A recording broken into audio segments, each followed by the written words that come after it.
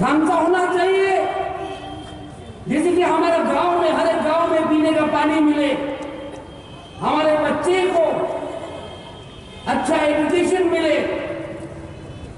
ढंग का होना चाहिए कि इसी को और पावर मिले। केंद्र कोरोना ढंग का होना चाहिए तो उन्नति के लिए होना चाहिए।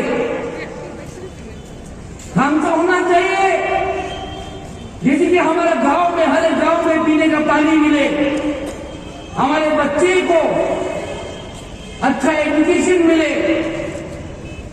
ढंग का होना चाहिए कि इसी को और पावर मिले, और वो ढंग का आज इधर हो रहा है, और ये ढंग का आज इधर हो रहा है। पताल जी हमारे साथ आए हैं, हम लोग एक साथ काम करेंगे। हमारे मुख्यमंत्री जी कुमलुम गए थे एक बार,